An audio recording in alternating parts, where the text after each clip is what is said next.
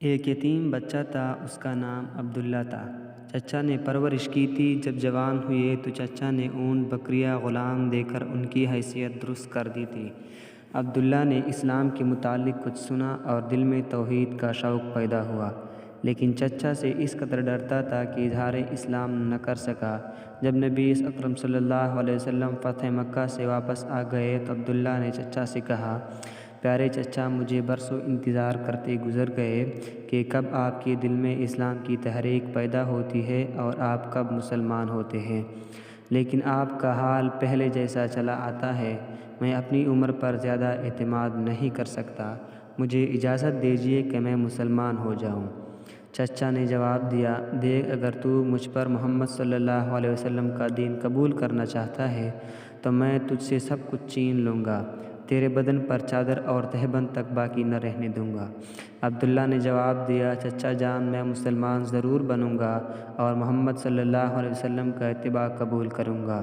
شرک اور بت پرستی سے میں بیزار ہو چکا ہوں، اب جو آپ کا منشا ہے کیجیے، اور جو کچھ میرے قبضے میں زر و مال وغیرہ ہے سب کچھ سنبھال لیجیے۔ میں جانتا ہوں کہ ان چیزوں کو آخر ایک دن یہی دنیا میں چھوڑ جانا ہے، اس لیے میں ان کے لیے سچے دین کو ترک نہیں کر سکتا۔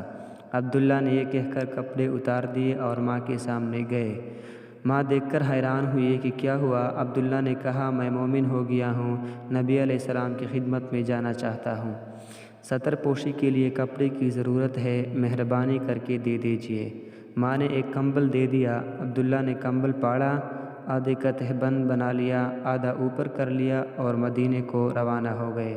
علی اس صبح مسجد نبوی میں پہنچ گیا اور مسجد سے تکیہ لگا کر ان حضرت صلی اللہ علیہ وسلم کے انتظار میں بیٹھ گیا۔ نبی کریم صلی اللہ علیہ وآلہ وسلم جب مسجد مبارک میں آئے، اسے دیکھ لیا تو پوچھا کہ کون ہو؟ کہا، میرا نام عبدالغذا ہے، فقیر و مسافر ہوں، عاشق جمال اور طالب ہدایت ہو کر در دولت آ پہنچا ہوں۔ نبی علیہ السلام نے فرمایا، تمہارا نام آج سے عبداللہ ہے، تم ہمارے قریب ہی ٹھہرو اور مسجد میں رہا کرو۔ عبداللہ اصحاب صفہ میں شامل ہو گیا اور نبی علیہ السلام سے قرآن سیکھتا اور دین پر بڑے ذوق و شوق سے پڑھا کرتا۔ ایک دفعہ حضرت عمر نے کہا کہ لوگ تو نماز پڑھ رہے ہیں اور یہ اعرابی اس قدر بلند آواز سے ذکر کر رہا ہے کہ دوسروں کے قرت میں مزاحمت ہوتی ہے۔ اس پر نبی علیہ السلام نے فرمایا، عمر، اسے کچھ نہ کہو، یہ تو خدا اور رسول کے لیے سب کچھ چھوڑ کر آیا ہے۔ عبداللہ کے سامنے غزوہ تبوک کی تیاری ہونے لگی تو یہ بھی رسول اللہ کی خدمت میں عرض کرنے لگا، یا رسول اللہ، دعا فرمائیے کہ میں بھی راہ خدا میں شہید ہو جاؤں۔ نبی علیہ السلام نے فرمایا، جاؤ کسی درخت کا چھلکا اتار لاؤ۔ عبداللہ لے آئے تو نبی علیہ السلام نے وہ چھلکا ان کے بازو پر باندھ دیا اور زبان مبارک سے فرمایا، الہی، میں کفار پر اس کا خون حرام کرتا ہوں۔ عبداللہ نے کہا، یا رسول اللہ، میں تو شہادت کا طالب ہوں۔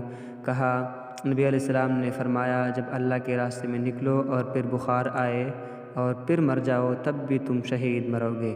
تبوک پہنچ کر وہی ہوا کہ بخار سر چڑھا اور انتقال کر گئے۔ بلال بن حارث مزنی رضی اللہ عنہ کا بیان ہے کہ میں نے عبداللہ کے دفن کی کیفیت دیکھی۔